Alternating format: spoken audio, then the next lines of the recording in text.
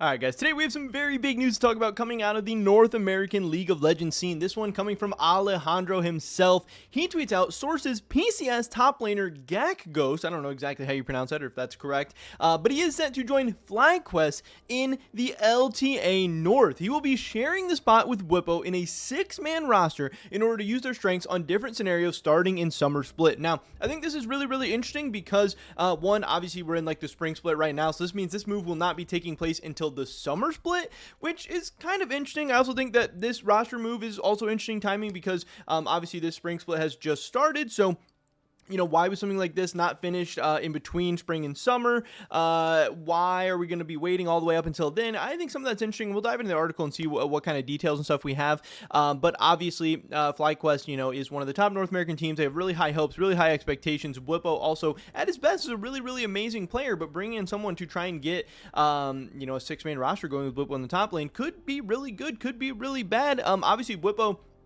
is a guy with a really big champion pool, but he's definitely a player who has, his own individual strengths and weaknesses and stuff like that. But I know there has been a lot of people speculating that, especially now that we've gone to the Fearless Draft throughout the whole year, that in Fearless Draft, 6-man rosters or having substitutes and stuff like that could be as valuable as ever because, if you have certain champions that have already gotten picked or banned out or they're gone from the drafts, then all of a sudden it could make another player more valuable going forward for the rest of the series or for the next games or whatever. So it could make some kind of sense. I don't know what to see what we have about this. Wooloo did add to this. He said, very hyped for this. Gakgos is promising, and Whippo is the best mentor you could ask for.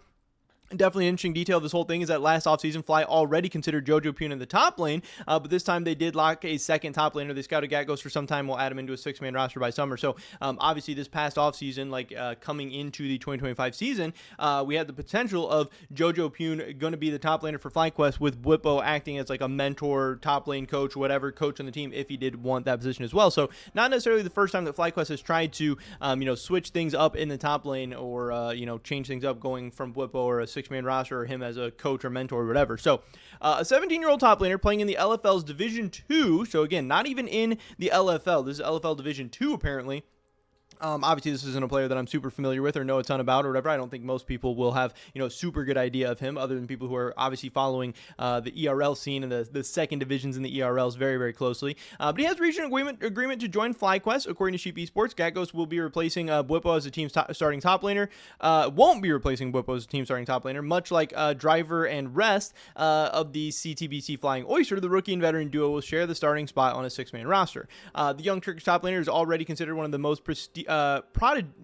prodigy, up-and-coming talents in the ERLs. At just 14 years old, he had already reached Grandmaster in League of Legends and Immortal 3 in Valorant. He made his ERL debut in the Belgian-Dutch Elite Series at 16, placing 4th with MCon Esports in spring 2024. His impressive performance earned him a spot on NASR Esports in the TCL in summer, a far stronger ERL than the Elite Series, where he eventually finished second in the playoffs. In the LFL Division 2 finals this split, Gakgos and Project Conquerors fell 2-3 to Espirit Shonen, narrowly missing out on the trophy. In recent years, several ERL talents have made the jump to North America, from Aka to Chakoi with mixed success. However, this is going to be the least experience of these imports by far. At 17 years and 3 months old, he will be the youngest European import to NA ever, dethroning Santorin, who came over at 17 years and 6 months. But again, obviously Santorin ended up being a really big success. So it's also a different era, different time. Who knows? We'll see how this works out. When we made roster decisions for the year, Fearless Draft was contained to Split 1 as a part of a year kickoff and not the default competitive format. Without the ability to draft comfort champions, having lots of weapons in draft has become way more important almost overnight. Active rosters being bigger than just the base 5 is suddenly a way different conversation than it was in the past 15 years of League of Legends competition. Papa Smithy, the president and chief gaming officer at Flyquest, had that to say. So that's kind of interesting. So that's exactly what I talked about coming into this, and I hadn't even read that quote or seen that or anything yet. So obviously Flyquest kind of being on the same wavelength as many other people in the scene right there. Though Gakgos won't be the sole starting top laner, Fly has signed him to a 3-year deal, very big contract. The move is a long-term bet on the future of a young prodigy. For the next 3 months, as he secures a visa and moves to LA, Gakgos will watch Fly's scrims and join team discussions. Even if Fly makes it MSI, he'll only begin splitting scrims with Whippo and playing stage games in Split 3. Despite planning his LTA debut for summer, Flyquest was forced to sign Gakgos ahead of the spring split. Any later, and the lengthy visa process could have become an issue. So obviously, why he's not coming in the summer is going to be visa and all that, and they're trying to give this plenty of time to work out, plenty of time to to be ready for the summer, and they're going to start integrating him into the team already, but not have him ready to go until, hopefully, fingers crossed, no visa issues or anything like that, that he'll be ready to go for the summer. Gakgos will play 2 more LFL2 matches with the French organization before officially moving to Fly. PCS will have to sign a new top laner after his departure. Since Project Conquer's already passed the LFL2 roster deadline, the team is obligated to start Gakgos their top laner for their first 2 matches of the spring split, which begins on April 12th. Though they tried to secure a competitive loan from Fly to continue competing with Gakgos throughout the split, with him as their top laner, they earned the organization's first podium finish in its history. Rules preventing loaning players across regions, Riot did not grant an exception. So that sucks, because obviously I'm sure Flyquest wouldn't mind if he was continuing to play competitive matches and stay fresh in this meantime. But now, it's like, hey, Flyquest wants to get him and wants to have him ready to go and get their visa under control. But now he's also not going to be like staying fresh and up to date on competitive matches. He's going to be scrimming or watching scrims or whatever, but it's also not going to be the same. So when he does actually get to North America finally, they're going to have to ramp him up pretty quick, because he's not really going to have been in the normal flow that he would have been otherwise if he just kept competing in the LFL. So that kind of sucks that Riot didn't allow that, but hey, it is what it is.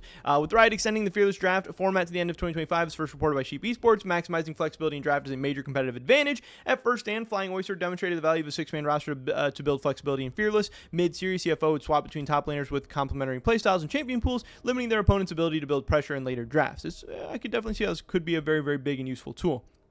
Blippo and Gakgos complement each other in draft. Their styles just fit together.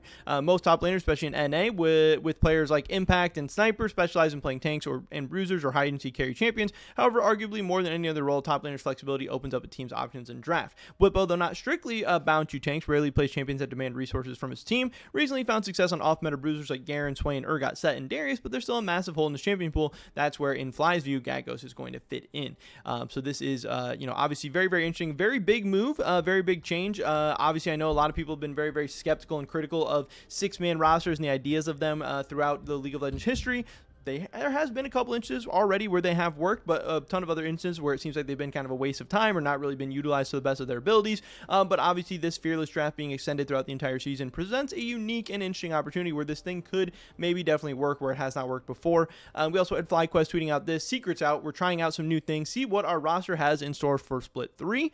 So that is kind of interesting. And also, like I said, Blippo, we did have him ranked as the #1 top laner in the LTA North during the winter split. So, yes, he does have weaknesses. Yes, he does have an interesting champion pool. Yes, a new player coming in could definitely give Flyquest some new draft tools and stuff like that. But also at the end of the day, just having draft tools or just having a bigger champion pool or whatever, there's also on the Rift execution. There's also leadership and intangibles and shot calling and so many different things that get impacted. So yeah, you might be giving yourself a draft advantage or a theoretical draft advantage, but if you're not actually able to, perform on the Rift and get those things done, like, I don't know. This is definitely a risk, because Blippo is a veteran who's had amazing accomplishments throughout his career. And hey, this guy, yeah, he sounds like he's a really great up and coming prospect or whatever, but even with prospects, even with amazing potential, there's always some risk here. But I do think this is a very, very interesting and very big move. One of the top North American teams changing up their roster, going with the 6-man roster apparently for the rest of the year into Worlds and everything like that. We'll have to see how this pans out for Flyquest. But that is pretty much every video today, guys. Of course, everything we do here at Sheep Esports is powered by Holy. Definitely make sure you guys check them out with the first link in the description below. They are great tasting energy drinks that also just so happen to be healthier than the competition. We have discount codes SE5 and SE10 for you guys to use today, and get things a little bit cheaper and get a nice little discount, which that's always awesome. So check out Holy, first link in the description below. Hopefully catch you guys in the next one. Until then, peace.